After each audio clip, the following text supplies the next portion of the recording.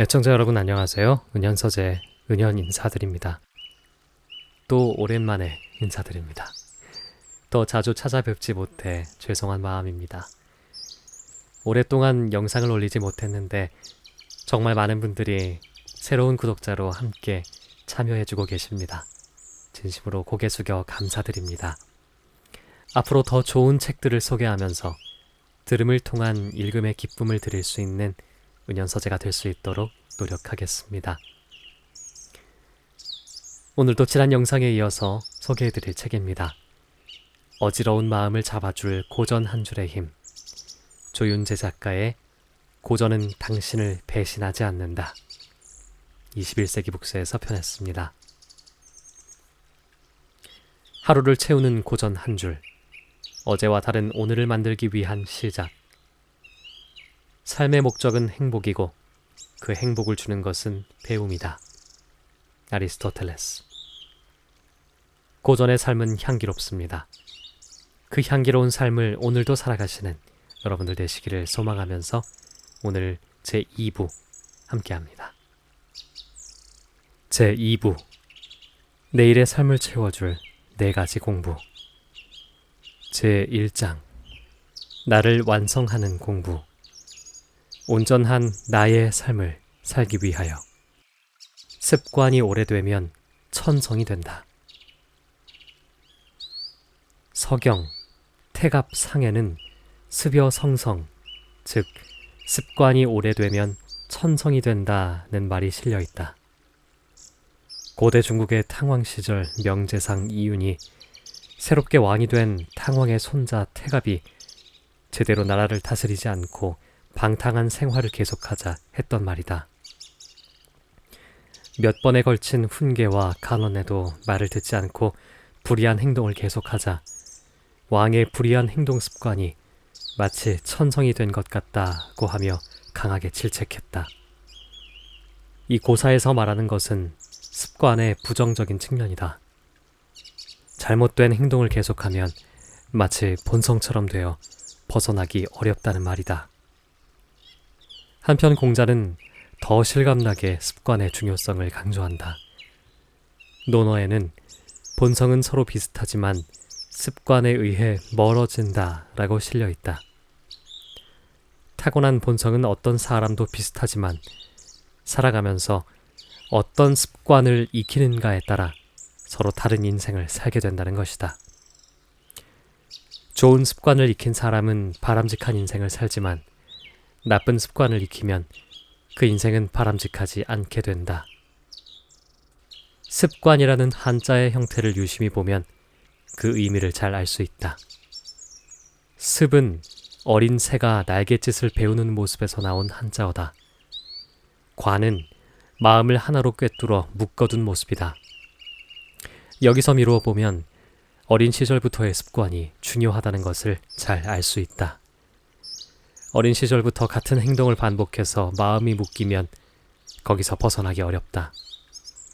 3살 버릇 80까지 간다는 우리 속담 역시 어릴 때부터 좋은 습관을 길러야 한다는 선조들의 지혜에서 비롯된 것이다. 습관의 중요성에 대해서는 서양의 철학자들 역시 많이 강조하고 있는데 아리스토텔레스의 니코마코스 윤리학에도 습관에 관한 이야기가 실려있다. 자제력에 관해 이야기하면서 습관의 중요성을 강조하고 있다. 습관으로 인해 자제력 없는 사람들이 본성적으로 자제력이 없는 사람들보다 고치기가 더 쉽다. 본성을 바꾸는 것보다는 습관을 바꾸기가 더 쉽기 때문이다. 실제로는 습관도 바꾸기가 어려운데 에우에노스의 말처럼 습관은 제2의 본성이기 때문이다. 에우에노스는 기원전 5세기의 수사학자이자 소피스트인데 아리스토텔레스는 그의 말을 인용하면서 습관에 대한 자신의 생각을 말하고 있다. 습관은 본성과도 같지만 그래도 본성보다는 바꾸기 쉽다는 것이다. 이어서 결론처럼 말했던 것이 아리스토텔레스의 생각을 잘 말해준다. 친구여, 내 이르노니 오랜 기간 수련하다 보면 그것이 결국 사람의 본성이 된다네. 아마 이 말이 아리스토텔레스가 하고 싶었던 말일 것이다. 결국 습관이란 의식적인 노력으로 마치 본성처럼 몸에 익힐 수 있다는 것이다. 아리스토텔레스는 도덕적 미덕을 설명하면서도 습관의 중요성을 말하고 있다. 도덕적인 미덕들은 우리 안에서 본성적으로 생겨나는 것도 본성에 반해 생겨나는 것도 아니며 오히려 우리가 그것을 본성적으로 받아들여 습관화함으로써 완성되는 것이다. 도덕적 미덕이란 지혜, 직관, 분별력 등을 뜻하는 지적 미덕과 함께 아리스토텔레스가 추구했던 미덕의 하나이다.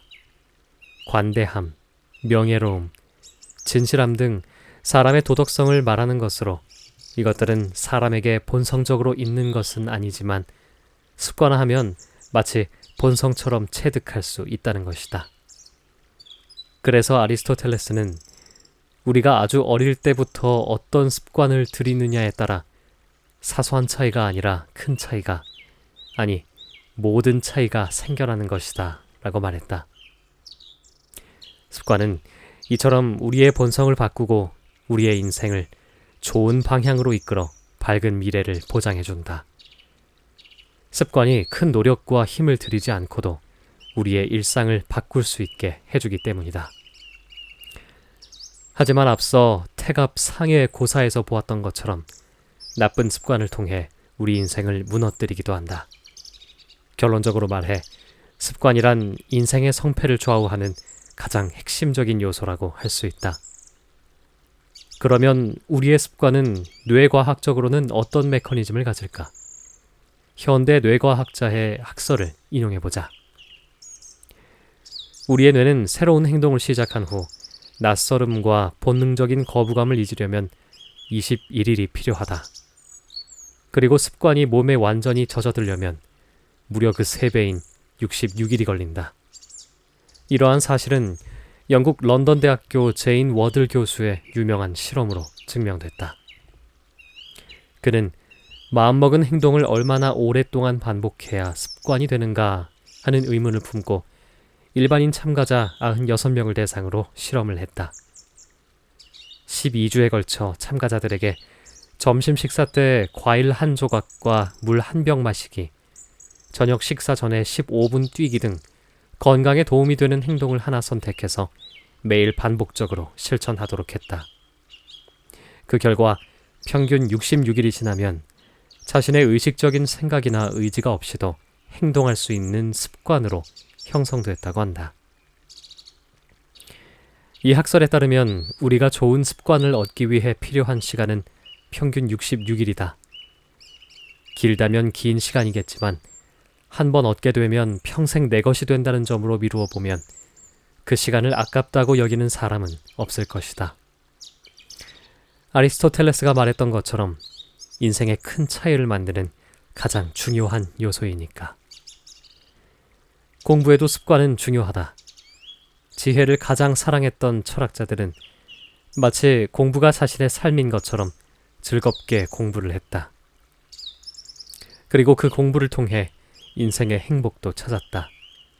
하지만 평범한 사람이 그런 경지에 이르는 것은 결코 쉽지 않다. 그 해답은 동양의 고전에서 찾을 수 있다. 중용에서는 평범한 사람들이 어떻게 공부해야 하는지를 잘 말해준다. 어리석은 사람도 현명해지고 연약한 사람도 굳세어질 수 있고 어떤 고난에서도 흔들리지 않게 해주는 공부는 바로 이렇게 해야 한다. 배우지 않음이 있을지언정 배울진대 능통하지 못함을 그냥 두지 말며 묻지 않음이 있을지언정 물을진대 알지 못함을 그대로 두지 말며 생각하지 않음이 있을지언정 생각할진대 얻지 못함을 그대로 두지 말며 분별하지 않음이 있을지언정 분별할진대 명백하지 못함을 그대로 두지 말며 행하지 않음이 있을지언정 행할진대 독실하지 못함을 그대로 두지 마라. 남들이 1번에 능하거든 나는 100번을 하고 남이 10번에 능하거든 나는 1000번을 해야 한다. 배움에 대한 열망을 말해주는 것이지만 이 구절에 습관의 비밀이 있다. 단숨에 깨닫는 것도 좋지만 타고난 천성이 그에 미치지 못한다면 반복을 통한 습관화로 얼마든지 경지에 이를 수 있다. 남들보다 힘들고 조금 더 노력해야 할지 몰라도 그 가치는 변함이 없다. 아니, 타고난 천성을 지닌 이보다 더 의미 있고 소중할 것이다. 타고난 천성이란 목적지에 조금 더 일찍 쉽게 도달하는 방법일 뿐이다. 자칫 방심하면 샛길로 빠질 수 있다. 쉽게 이룬 것이니 그 소중함을 깨닫지 못하고 교만해질 수도 있고 삶에서 오히려 더 중요한 것을 놓칠 수도 있다. 꾸준히 노력하고 힘써 행하는 좋은 습관이 배움의 진전, 인생의 성공을 좌우한다.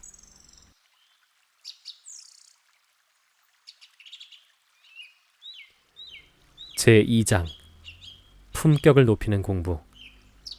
나는 더 이상 어제와 같은 삶을 살지 않는다. 무엇을 공부해야 하는가?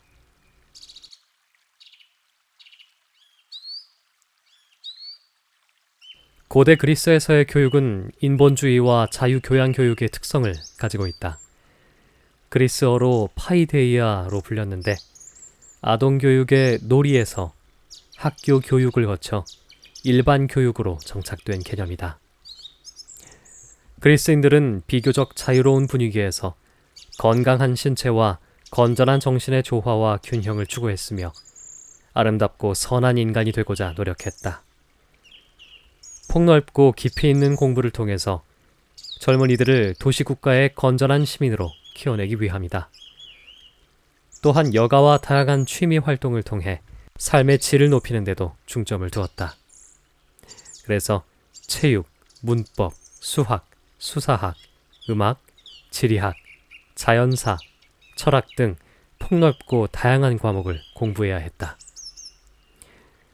이처럼 폭넓은 그리스 교육에서 추구하는 바는 젊은이들을 단순히 한 분야의 전문가로 키우는 데 있는 것이 아니라 국가의 일원으로서 건전한 자기 의견을 갖고 자기 목소리를 내는 데 있었다. 건전한 판단 능력과 비판 능력을 지닌 사회의 일원을 키워내는 것이 1차 목표였다. 그들의 이러한 전통은 소크라테스와 플라톤, 아리스토텔레스를 거쳐 로마 시대 그리고 중세로 이어진다. 그리스는 로마 제국에 항복하여 기원전 146년 로마의 한 지방이 되었다.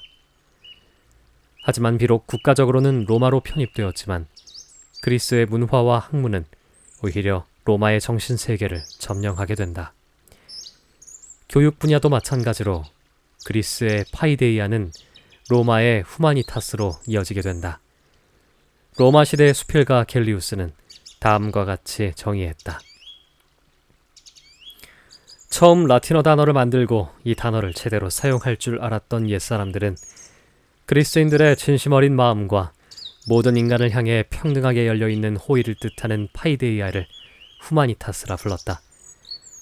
우리는 현재 이것을 유익하고 선하며 좋은 학문을 획득하기 위해 배우는 과정, 즉 교육 혹은 교양이라 부른다. 이러한 학문을 진심으로 열망하고 추구하는 자들이야말로 가장 인간적인 사람들이다.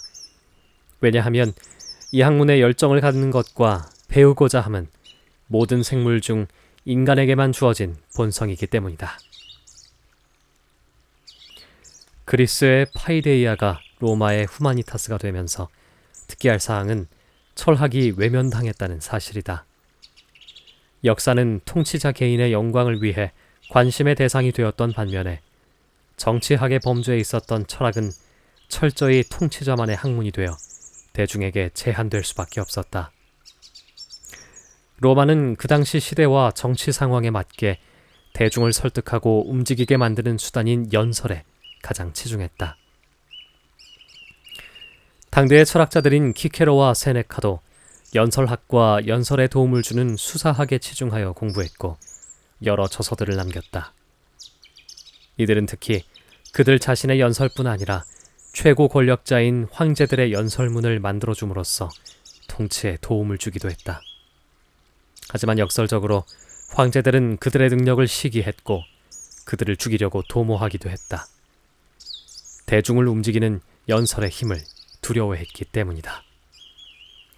이처럼 어떤 학문이든지 간에 시대적인 상황에서 자유로울 수 없다. 특히 부를 마치 신앙처럼 숭상하는 극단의 경제학이 만연한 오늘날은 부의 획득과 사회적 성공에 도움이 되지 않는 학문은 관심 밖으로 폐제될 수밖에 없다. 대표적으로 부의 형성이나 취업에 직접적으로 도움이 되지 않는 인문학은 점차 우리에게서 멀어지고 있는 것이다.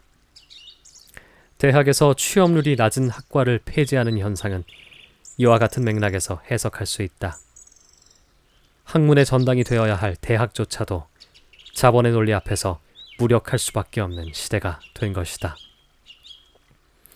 하지만 건전한 사회의 일원이 갖추어야 할 자격으로서 일과 삶에 새로운 것을 적용할 수 있는 창의력의 원천으로서 무엇보다도 삶의 의미와 가치를 찾는 사람의 학문인 인문학은 오늘날 반드시 우리가 공부해야 할 지혜의 원천이다. 단순히 지식을 아는 공부가 아니라 인문학적인 정신이 우리 삶에서 발현될 수 있어야 한다. 간단한 예로 몇 해 전 타계했던 스티브 잡스를 들 수 있다. 그가 세상을 놀라게 했던 새로운 제품은 모두 인문학적인 삶을 통해서 얻을 수 있었다. 그는 단순한 인문학 지식이 아니라 자신의 삶에서 구현했던 질문하기, 연결하기, 명상하기, 다르게 생각하기라는 인문학적 습관을 통해 다 알고는 있지만 적용하지 못하는 것들을 찾을 수 있었던 것이다. 물론 고대 로마에서 중점을 두었던 문법학, 수사학, 연설학은 오늘날에도 반드시 필요한 지식이며 당연히 공부해야 한다. 이런 능력이 뛰어난 사람들이 성공할 확률이 높다는 것도 사실이다. 엄청난 경쟁과 변화의 시대에 자신을 드러내고 생각을 표현하는 능력은 사회생활을 하는 사람이라면 반드시 갖춰야 하기 때문이다. 하지만 이에 그쳐서는 안 되며 내면의 힘을 함께 키워야 한다. 자신을 잘 표현하기 위해서도 스스로 성찰하여 생각을 정립하고 세상과 자신의 관계를 바로 세우는 든든한 인문학적 기반이 밑바탕이 되어야 하기 때문이다. 키케로는 연설가론에서 교육의 목적을 인문주의적 교양을 지닌 연설가의 육성에서 찾았다. 그는 시대가 원하는 탁월한 연설가가 되기 위해서는 선천적인 소질과 교육, 그리고 인문학적인 지식과 교양이 반드시 있어야 한다고 주장했다. 키케로 자신도 탁월하고 수려한 문장과 연설 능력을 자랑하는 당대 최고의 연설가였기에 동시대는 물론 후대의 사람들이 본받고 배우려는 동경과 모방의 대상이 되었다. 하지만 많은 사람이 그의 정신은 외면한 채 문장의 형식과 문체만을 모방하는 데 열을 올렸기에 오히려 키케로가 형식주의자라는 오명을 쓰게 되었다고 한다. 형식적 모방주의라는 의미의 키케로주의라는 말이 태어난 배경이다. 만약 자신의 가르침이 이렇게 평가받는 것을 키케로가 들었다면 정말 억울할 것이다. 진정한 키케로주의는 먼저 내면을 가득 채운 다음 그것이 자연스럽게 배어나와서 연설이나 글이 되어야 한다. 오늘날 우리가 일반 교양 교육으로 번역하는 리버럴 아츠는 말 그대로 노예가 아닌 자유인을 위한 교육을 뜻한다. 아츠는 흔히 예술로 번역되지만 원래는 학예 또는 기예라는 포괄적인 뜻이 있다. 단순히 음악과 미술과 같은 분야가 아니라 우리가 학문이라고 부르는 폭넓은 영역을 말한다. 한때 플라톤이나 아리스토텔레스도 인정했던 노예 제도가 있었을 때 리버럴은 자유인 또는 노예가 아닌 일반 시민에게 필요한 지성과 교양을 확충하는 공부를 뜻했다. 옥스퍼드 영어 사전에는 리버럴을 이렇게 설명하고 있다. 원래 리버럴이란 말은 자유인에게 어울리는 학예 및 학문적 성향을 지칭하는 통칭어인데 노예적 혹은 기계적이라는 의미와 반대로 쓰였다. 그러다가 나중에 가서는 신사에 걸맞는과 같이 사회적 지위가 높은 사람들에게 적합하거나 어울리는 상태, 일, 직업을 설명하는 용법으로도 이 단어를 사용했다. 따라서 전통적인 관점에서 보면 직업적 전문가를 양성하는 오늘날의 교육은 노예의 공부와 다르지 않다. 물론 노예라는 신분 제도 자체가 없는 오늘날 직업적 성공이나 돈벌이, 신분 상승을 위한 공부를 노예의 공부라고 하는 것은 시대착오적인 발상이다. 오히려 이러한 공부가 우리 시대의 관점에서는 가장 주류라고 해도 과언이 아닐 것이다. 단지 오직 성공지상주의의 공부만을 추구하고 인간의 자율성과 존엄성, 행복한 삶을 위한 순수한 배움의 추구가 배제된 공부가 되어서는 안 된다. 독립적이며 주체적이고 진정한 자유인이 되기 위한 리버럴 아츠의 공부를 반드시 병행해야 하는 것이다. 이럴 때 오히려 직업인으로서의 성공도 보장받을 수 있다. 오늘날 성공의 가장 핵심적인 요건인 창의적인 발상과 감성 능력은 리버럴 아츠로부터 얻을 수 있기 때문이다. 알버트 아인슈타인은 1952년 뉴욕 타임스 칼럼 독립적인 사고를 위한 교육에서 학생들에게 전문 지식만 가르치면 잘 훈련된 개에 불과하다라고 말했다. 교육이란 세상의 다양한 가치들을 생생하게 느낄 수 있어야 하고 아름다운 것과 도덕적인 것을 강렬하게 인식할 수 있어야 하기 때문이다. 이것을 위해 아인슈타인은 인문학 교육을 강조했다. 단순히 역사나 철학 지식이 아니라 이러한 교육을 기반으로 스스로 독립적으로 서고 비판적인 사고 능력을 키워나갈 수 있기 때문이다. 그리고 그는 이렇게 결론 내린다. 가르치는 것은 단순히 막중한 의무가 아니라 가장 귀중한 선물이 되어야 한다. 우리는 아이들을 가르치면서 정작 소중한 것들, 귀중한 선물은 배제하고 있는지도 모른다. 무언가를 이루기 위해 쫓기는 공부에서 기쁨과 행복은 얻을 수 없다. 순간적인 만족과 욕망의 충족을 위한 공부도 마찬가지다. 채워지지 않는 갈망 때문에 언제나 목마른 것이다. 공부는 평생을 두고 하는 것으로 우리는 잘 알고 있다. 그 공부가 오직 출세, 오직 성공만을 위한 것이 된다면 그 삶은 얼마나 삭막할 것인가. 이제 어른이 된 우리에게 가장 필요한 것은 공부의 개념을 바로 세우는 것이다. 공부의 진정한 의미와 가치를 바르게 아는 것이다. 이제 진정한 공부의 본질을 회복해야 할 때다. 우리 안에 있는 공부의 본성이 살아나야 한다. 나의 가치를 높이고 내 삶을 더욱 풍족하게 만드는 진정한 자유인이 되는 공부. 그 공부를 기다리는 시간은 기쁘고 공부하는 순간은 행복할 것이다.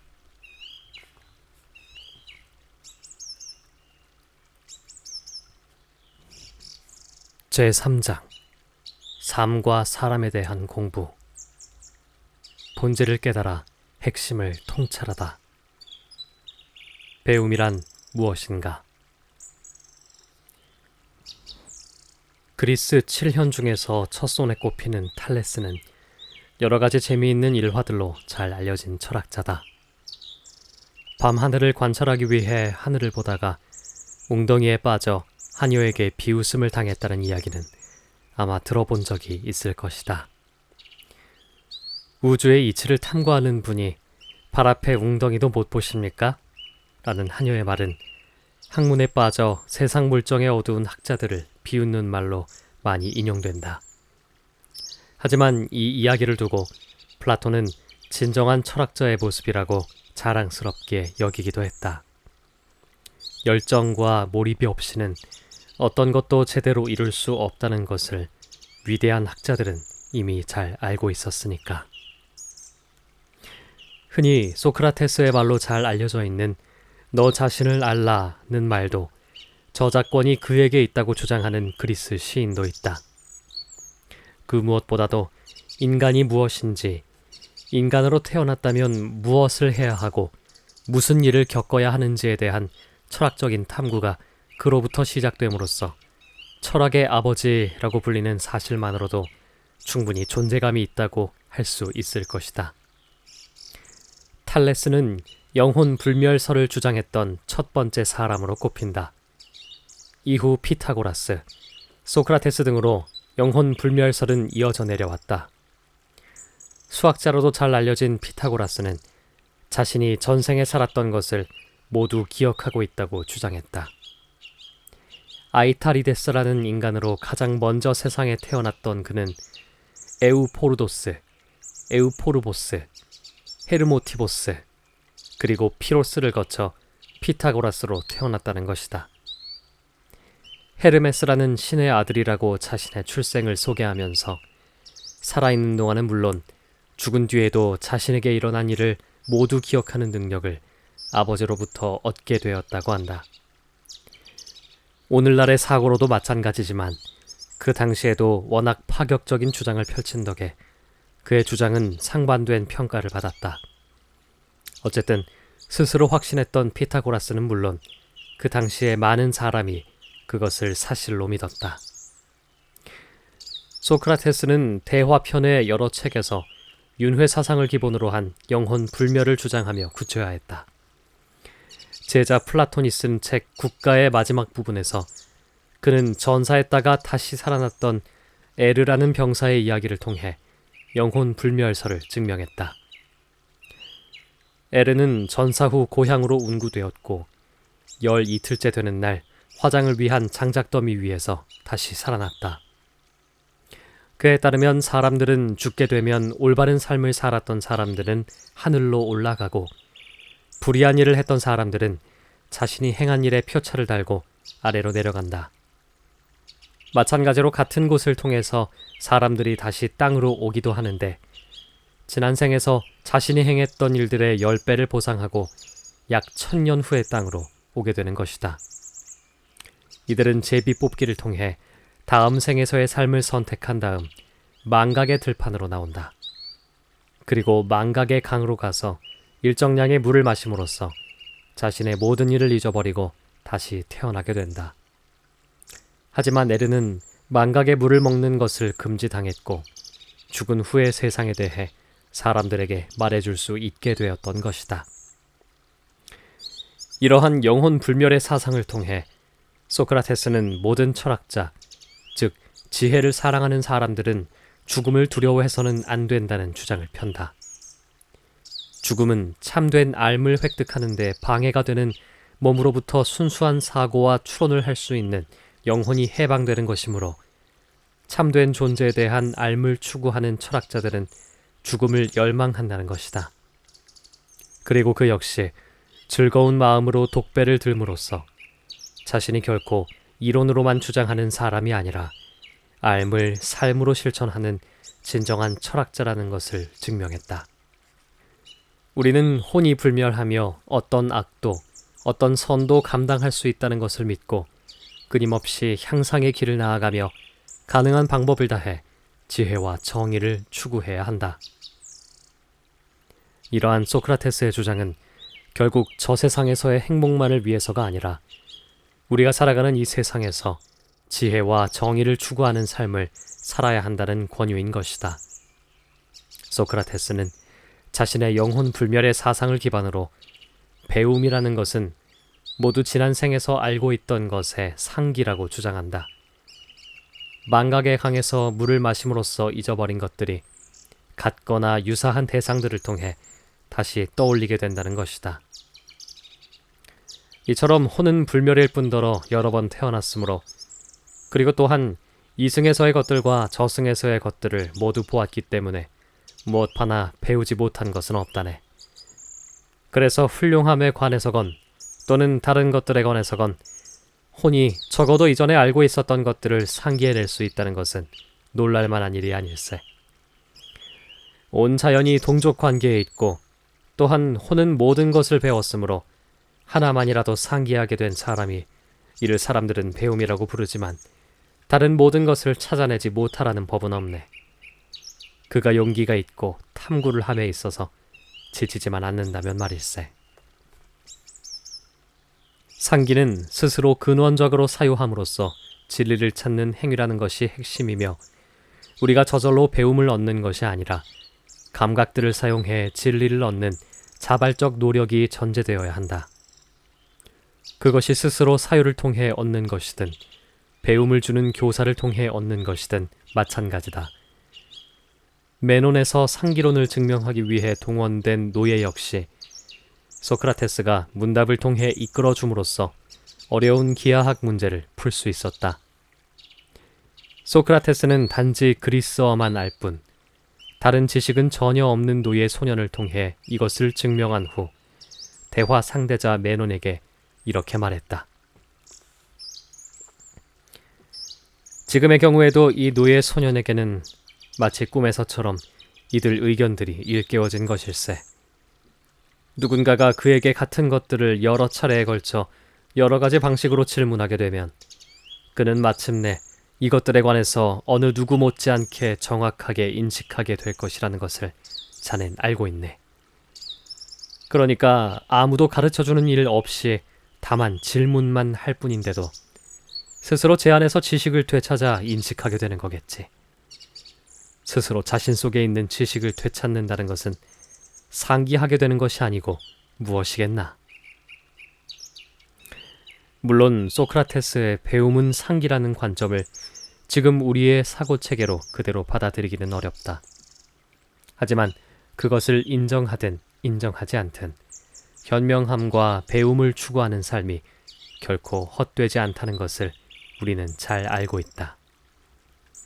만약 소크라테스의 말처럼 배움이 상기라면 우리는 지금의 삶을 더욱 소중히 해야 한다. 지금 삶에서 배움을 게을리한다면 다음에도 똑같은 삶을 살 수밖에 없으니까. 영혼 불멸의 삶에서 덕과 배움의 보상은 고귀하고 그 희망은 크다고 소크라테스가 증명하고 있다. 그는 죽음 이후 거처 할 곳에서의 삶은 물론 망각의 물을 마시고 돌아온 다음 세상에서도 진실과 알매의 소중한 삶을 살 수 있다고 말한다. 만약 우리가 내 말대로 영혼은 불사이고 온갖 악도, 선도 견뎌내는 것임을 믿는다면 우리는 늘 향상하는 길을 유지해서 모든 노력으로 정의와 사려를 따르게 될 것일세.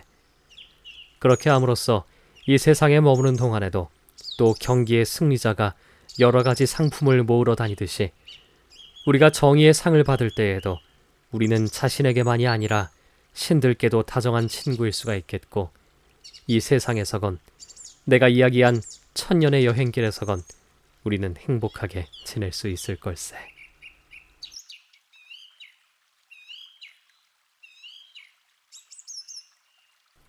제4장 인생을 즐기기 위한 공부. 삶의 균형과 행복의 근원을 찾아서. 모른다는 것을 알기에 지혜롭다.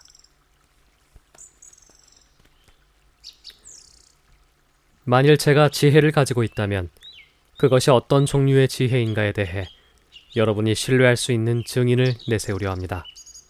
그 증인이 델포이의 신입니다. 소크라테스는 마지막 재판을 받으면서 자신이 가진 지혜에 대한 증인으로 델포이 신전의 신을 들고 있다. 이 말의 전말은 이렇다. 소크라테스의 친구 카이레폰이 델포이 신전에서 소크라테스보다 더 지혜로운 사람이 있느냐고 묻자 그곳의 무녀는 소크라테스보다 더 지혜로운 사람은 없다고 대답한다. 친구로부터 그 말을 들은 소크라테스는 자신의 무지함을 자각하고 있었기에 신전의 신탁에 의문을 품게 된다. 그리고 자신보다 더 지혜로운 사람을 찾기 위해 당시 지혜롭다는 사람들을 찾아다니며 문답을 했다. 시인, 작가, 예술가, 정치인 등 많은 분야에서 일가를 이룬 사람을 찾아다녔지만 소크라테스는 잠깐의 대화를 통해 그들이 지혜롭지 않다는 사실을 곧 알게 된다. 단지 자신과 다른 점은 그들 스스로는 무지하다는 것을 모르고 있다는 사실이다. 그 사람과 나는 똑같이 선과 미에 대해 알지 못하지만 나는 그 사람보다 더 지혜롭다. 왜냐하면 그는 모르고 있으면서도 스스로 알고 있다고 생각하지만 나는 나 자신이 모르고 있다는 것을 알기 때문이다. 소크라테스는 사람들로부터 이러한 진리 탐구를 그만둘 것을 권유받는다. 자신들이 무지하다는 사실에 참을 수 없었던 사람들은 만약 그런 생활을 계속한다면 사형에 처할 것이다 라고 위협을 했다. 겉으로는 아테네의 청년들을 타락시킨다는 명분을 내세웠지만 실상은 자신들의 이권과 자존심을 지키기 위함이었다. 하지만 소크라테스는 타협하지 않고 끝까지 계속하다가 결국 죽음을 맞는다. 진정한 철학자로서 육체를 벗어나는 죽음이 결코 불행이 아니라는 주장을 하면서 차분하게 독배를 마시고 죽음을 맞았다. 여러분, 죽음을 두려워한다는 것은 자신이 지혜롭지 않으면서도 지혜로운 사람이라고 생각하는 것에 지나지 않습니다. 왜냐하면 그것은 자신이 알지 못하는 것을 알고 있다고 생각하는 것이기 때문입니다. 죽음이 인간이 누릴 수 있는 최대의 행복인지 아닌지 아는 사람은 아무도 없습니다. 그럼에도 사람들은 마치 죽음을 잘 알고 있기라도 하듯이 죽음을 최대의 불행으로 생각하여 두려워하고 있습니다. 자기가 알지 못한 것을 알고 있다고 생각하는 것은 수치스러운 무지가 아니겠습니까? 그리고 소크라테스는 이렇게 덧붙였다. 저는 여러분보다 신을 따르겠습니다. 제 목숨이 붙어있는 한, 그리고 제가 할 수 있는 한, 지혜를 사랑하고 추구하는 일을 중지하지 않을 것입니다. 소크라테스는 진리를 추구하는 일 앞에서는 죽음조차도 두려운 존재가 아니라고 배심원들 앞에서 주장하고 있다. 물론 죽음 뒤에 무엇이 있는지는 누구도 알 수 없다. 하지만 죽음을 대하는 자세는 사람마다 모두 다르다. 옛날부터 지혜로운 사람들은 죽음, 그 자체의 두려움보다는 죽음이라는 인생의 유한성에서 삶의 의미를 찾았다. 마르쿠스 아우렐리우스는 명상록에서 이렇게 말했다. 당신이 3000년이나 30,000년까지 산다 해도 사람이 이룰 수 있는 유일한 생명은 사람이 바로 지금 살고 있는 생명이라는 것을 기억하라. 어느 사람이든 빼앗길 수 있는 유일한 것은 현재이기 때문이다. 이것이 그가 갖고 있는 전부이다. 아무도 자신의 것이 아닌 것은 잃어버릴 수 없다. 과거는 지나가 버렸기에 자신의 것이 아니고 살아갈 미래는 역시 아직 가지지 못했기에 자신의 것이 아니다. 미래를 자신이 맞을 수 있을지는 누구도 보장할 수 없고 외상처럼 당겨서 쓸 수도 없기 때문이다. 몇 해 전 사망했던 스티브 잡스가 스탠퍼드 대학교의 졸업 축하 연설에서 한 죽음은 삶이 만든 최고의 발명이라는 말 역시 오늘날의 천재가 지녔던 인생의 통찰이었을 것이다. 그는 이러한 통찰로 인류의 삶을 바꾼 놀라운 일들을 해낼 수 있었다. 소크라테스는 인간을 스스로 중히 여기는 바에 따라 세 가지로 구분했다. 지혜를 사랑하는 자, 승리를 사랑하는 자, 그리고 이익을 탐하는 자다. 이들 각자는 자신이 사랑하는 것을 추구하는데 가장 큰 즐거움을 느끼고 다른 즐거움은 바보 같은 행동에 불과하다고 생각한다. 소크라테스는 이 세 가지 가운데 영혼이 누리는 지혜의 즐거움을 가장 큰 즐거움이라고 한다. 지혜를 사랑하는 사람이 자기 삶을 찬양할 때는 삶의 전문가가 의견을 말하는 것과 같다는 것이다. 그 다음이 명예를 추구하는 것이고 이익을 추구하는 사람은 맨 마지막이다. 그래서 동서고금을 막론하고 세상의 모든 현자는 지혜를 얻을 때 가장 큰 희열을 느꼈다. 자기 힘으로는 도무지 알 수 없었던 삶과 죽음을 조금씩 알아나가는 일이기 때문이다. 동양에서는 지혜를 사랑하는 사람을 군자라고 했다. 하지만 군자보다 더 높은 차원을 두었는데 바로 성인이다. 성인이란 학문과 수양의 최고 경지에 오른 사람으로서 태어나면서부터 아는 사람, 배우지 않아도 아는 사람을 뜻한다. 평범한 사람의 경지를 벗어나는 차원의 사람인 것이다. 공자가 활동하던 당시에 제자들은 물론 많은 사람이 공자는 성인이라고 인정했다. 하지만 공자 자신은 나는 나면서부터 아는 사람이 아니라 옛 것을 좋아해 열심히 배워서 아는 사람이다 라고 말했다. 어려서부터 많은 고생을 했지만 더 높은 이상을 향해 끊임없이 노력했기에 경지에 이룰 수 있었다는 것이다. 심지어 공자는 성인으로 우러러보는 제자들 앞에서 성인과 인인은 내가 어찌 감히 되겠다고 하겠느냐.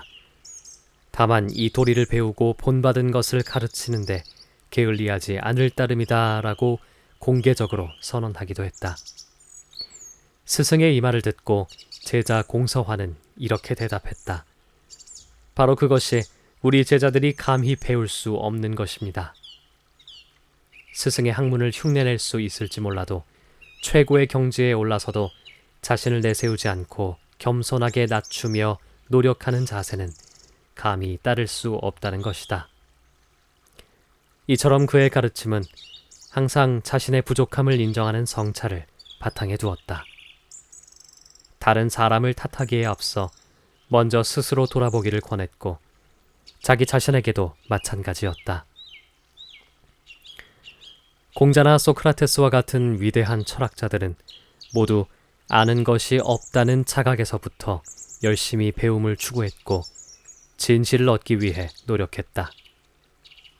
이들이 가르쳐주는 바와 같이 스스로 안다고 자만하는 순간부터 배움의 기회는 사라진다. 교만과 자만은 배움의 가장 큰 적이라고 할 수 있다. 스스로 가장 높은 자리에 섰다고 자부하는 순간 그의 삶은 성장을 멈추게 된다. 그리고 곧 바닥 모를 곳으로 미끄러진다. 쉴 새 없이 변화하는 현실에서 성장을 멈추는 것은 곧 퇴보이기 때문이다. 게다가 오늘날 세상의 변화는 가늠하기 어려울 정도로 빠르다. 우리의 삶은 유한하다. 그리고 우리는 무지하다. 유한한 삶을 살아가면서 무엇을 추구해야 할지도 모르는 것이 바로 우리의 모습이다.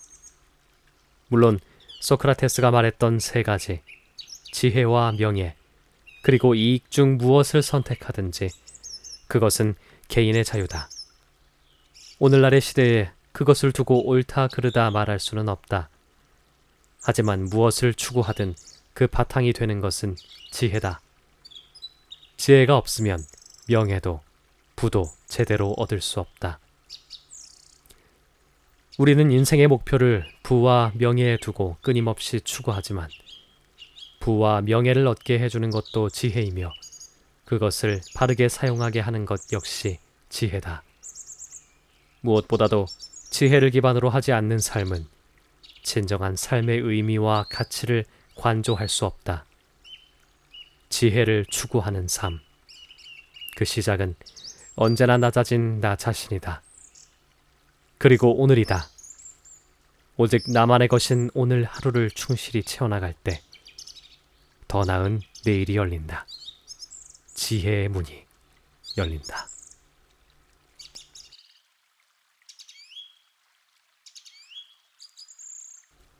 하루를 채우는 고전 한 줄. 어제와 다른 오늘을 만들기 위한 시작. 삶의 목적은 행복이고 그 행복을 주는 것은 배움이다 라고 했던 아리스토텔레스.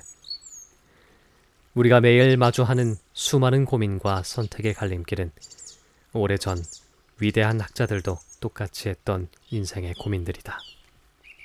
문명과 문화는 시간이 지남에 따라 빛이 가려진다. 하지만 그 문화를 만드는 사람은 변함이 없다.